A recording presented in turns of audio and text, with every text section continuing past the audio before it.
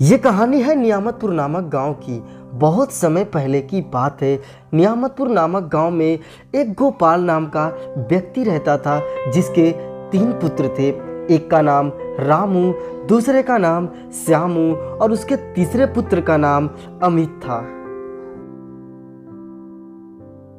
रामू और श्यामू अपने पिता से हमेशा किसी न किसी बात को लेकर लड़ाइयाँ किया करते थे और वहीं पे अमित बहुत ही शांत स्वभाव का लड़का था, जो कि अपने पिता का हर एक कहना को मानता था। गोपाल के पास उसके पूर्वजों के द्वारा दिया गया एक पुश्तैनी बक्सा था, जो कि खानदान में सिर्फ एक लोगों को दिया जाता था और उसको अपने लास्ट समय तक संभाल के रखना था।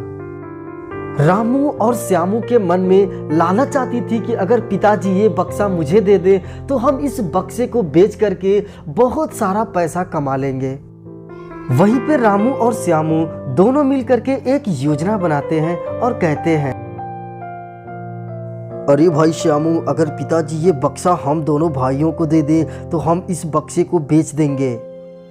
उसके बाद श्यामू कहता है, हाँ भाई, सही कह रहे हो। अगर अब पिताजी ये बक्सा हम दोनों भाइयों को दे दें तो हम दोनों भाइयों के पास खूब ढेर सारा पैसा हो जाएगा।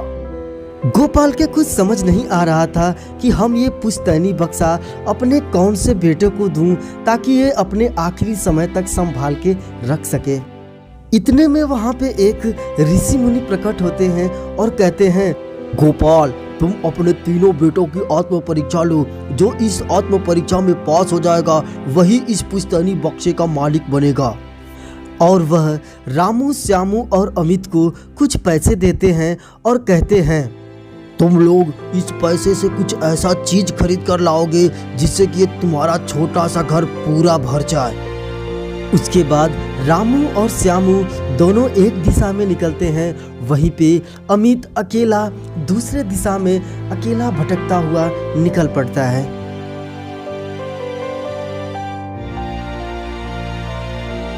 कुछ दिनों के बाद रामू, श्यामू और अमित तीनों भाई अपने घर वापस आते हैं।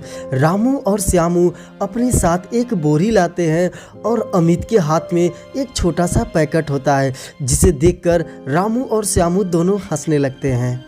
उसके बाद रामू अपने बोरी का मुंह खोलता है और नीचे जमीन पे गिरा देता है, जिससे कि उसके बोरी में से थोड़ा सा चावल निकलता है और उससे उसके घर का एक कोना तक भी नहीं भर पाता है। जब रामू के बोरी का मुंह खोला जाता है तो उसके बोरे से आटा निकलता है, जिसे कि आटा को देख करके ऋषि मुनि बोलते हैं, अरे भाई रामू, अरे एक बोरी आटा से कैसे अपना घर भर पाओगे।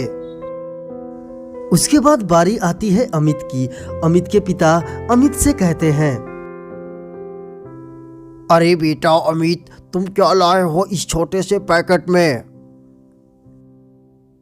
अमित पैकेट खोलता है और उस पैकेट से अगरबत्ती निकालता है और अगरबत्ती को जला देता है, जिससे कि उसके सुगंध से उसका पूरा घर भर जाता है। उसकी बुद्धिमानी और उसकी काबिलियत को सभी लोग सलाम करते हैं और वहाँ पे सभी तालियां बजाते हैं। उसके बाद उस पुश्तैनी बक्सा को उसके पिता गोपाल उसको सौंप देते हैं।